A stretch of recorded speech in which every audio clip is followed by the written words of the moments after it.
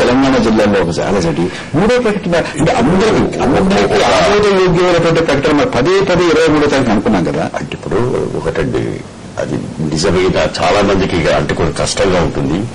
60 సంవత్సరాల నుంచి జరుగుతున్నటువంటి ఆకలి పోరాటం ప్రజల యొక్క మేలు అందరికీ తెలుసు. తెలంగాణ అనేది మన ఉద్యతం వచ్చింది కాదు. ఇంతకుముందు పూర్వ పురుషోత్తమ రెడ్డి గారు చెప్పినట్టుగా అంతకుముందు ఎప్పుడూ మాట్లాడే వాళ్ళు సంజయారెడ్డి ఉద్యమంలో వచ్చిన ఆర్కెస్ట్రాలమే చాలా మంది అభిప్రాయపడుతున్నారు.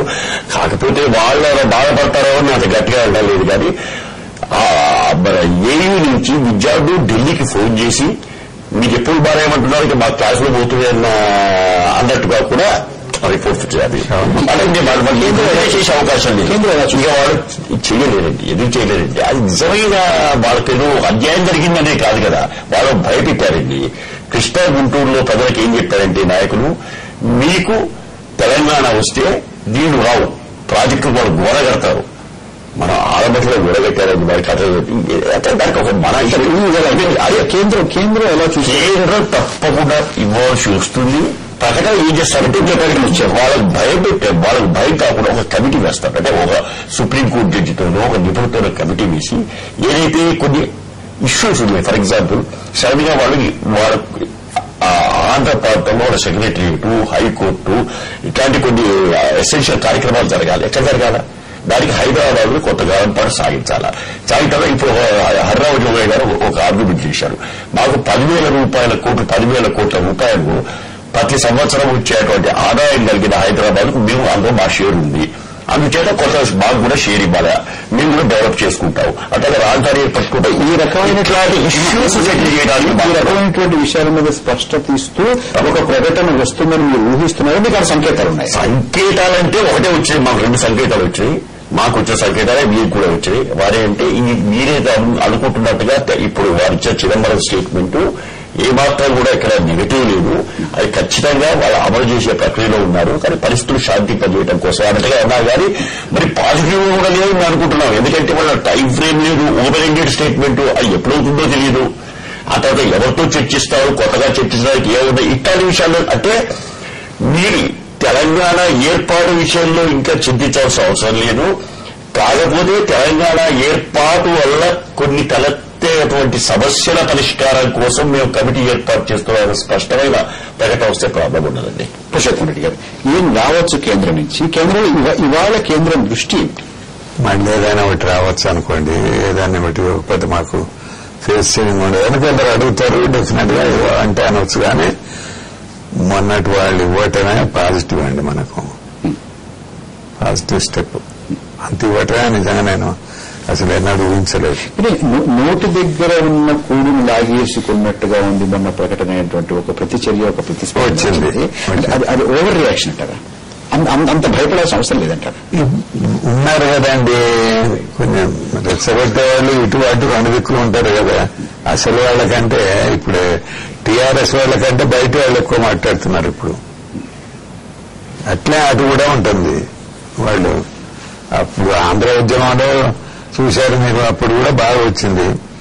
తర్వాత అప్పుడు అట్నుంచి ఆంధ్రలో కొందరిని, ఇక్కడి నుంచి కొందరిని పిలిపించి రిజిగ్నేషన్ చేసిన మంత్రులను, ఇటు కొందరికి చెన్నాయుడు గారు నన్ను చొక్కరవన ముగ్గురిని పిలిపించి 6 ప్లాట్ఫామ్లోనే వాడు వేసి కూర్చుంటూ మాట్లాడుతూ రేపు కూడా అట్లా ఏదో చేసిన జరుగుతుంది.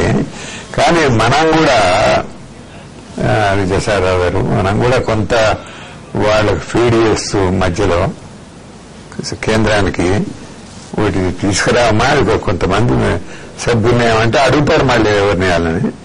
అట్లా వేస్తే కూర్చొని మాట్లాడి వీళ్ళ వాళ్ళతో కూడా సమర్థులు కూడా కావాలని మాట్లాడుకోవడానికి, వాళ్ళతో మాట్లాడటం కాదు, వీళ్ళిద్దరిలో కూడా తయారు లేకుండా ఉండాలి. నాగేశ్వర గారు, మీకేమనిపిస్తుంది? ఇటు వెళ్లే అవకాశం కనపడుతుంది. కేంద్ర ప్రభుత్వం మొదటి ప్రకటన గాని రెండో ప్రకటన గాని వాళ్ళ యొక్క అనాలోచిత చర్య లేదు, తెలంగాణ వాదానికి న్యాయంగా చేయాలనేటటువంటి ఆలోచనకు తగ్గట్టుగా ప్రిపేర్ చేసుకోవాలి కాంగ్రెస్ పార్టీని గాని, లేకపోతే రాష్ట్రంలో ఉన్నటువంటి కాంగ్రెస్ పార్టీని గాని. ముఖ్యమంత్రి బయట కూర్చుంటారు, ముఖ్యమంత్రి నాకు తెలియదని హైదరాబాద్ లో చెప్తారు. ఎంపీలు అక్కడున్నారు, ఎక్కువ సంఖ్యలో కాంగ్రెస్ ఎంపీలు మాకు తెలియదని చెప్తారు, కేబినెట్ తెలియదని చెప్తుంది. ఎవరికి కూడా కేంద్రం యొక్క కాంగ్రెస్ పార్టీ నిర్ణయం, ఈ రోజుకి కాంగ్రెస్ పార్టీ నిర్ణయం చెప్పమానండి. రాష్ట్రంలో కానీ కేంద్రంలో కానీ 6-7 సంవత్సరాలుగా జరుగుతున్నటువంటి ఉధృతమైన పోరాటం, 50 సంవత్సరాలుగా జరుగుతున్నటువంటి తెలంగాణ సమస్య మీద ఈ రోజు కాంగ్రెస్ పార్టీ నిర్ణయం చెప్పమనండి. సోనియా గాంధీని చెప్పమనండి, లేకపోతే రాష్ట్ర కాంగ్రెస్ ని చెప్పమనండి. స్పష్టంగా చెప్పినటువంటి మా మీద బురద చల్లుకుంటూ మేము ఎక్కడా కూడా రోషయ్య గారి దగ్గర చెప్పమంటే చెప్పాము, ప్రణబ్ ముఖర్జీకి ఇవ్వమంటే చెప్పాము, అసెంబ్లీలో చెప్పమంటే చెప్పాము. ఇంకెక్కడ చెప్పాలండి మేము? మా నిర్ణయంలో ఎక్కడ తేడా ఉంది? మీరు ఏమైనా ఇంకో ప్రకటన ఎక్స్పెక్ట్ చేస్తున్నారు? ఏ ప్రకటన చేసినా ఈ రాష్ట్రంలో జరిగినటువంటి ఈ యొక్క విశృంఖలమైనటువంటి అరాచకానికి, ఎక్కడైతే 2 ప్రాంతాల ప్రజలు సుఖశాంతులతో అన్నదమ్ముల్లాగా విడిపోవాలనేది తెలంగాణ ప్రజల యొక్క ఆకాంక్ష.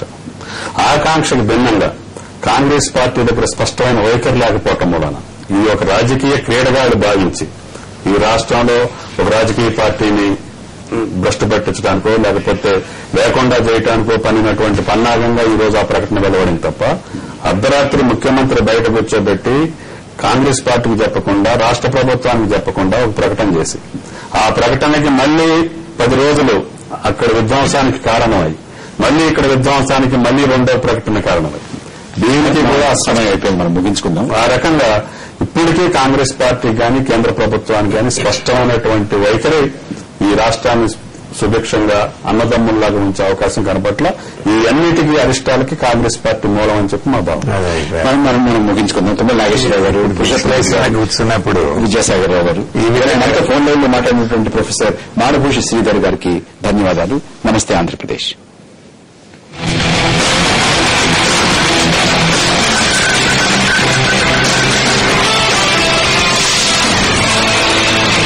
కస్టమర్లకు, శ్రేయోభిలాషులకు gold drop refined sunflower oil వారి క్రిస్మస్ శుభాకాంక్షలు. సరికొత్త తరపు కొత్త స్టైల్, ప్రతి హోముపై ఒక స్మైల్, కొత్త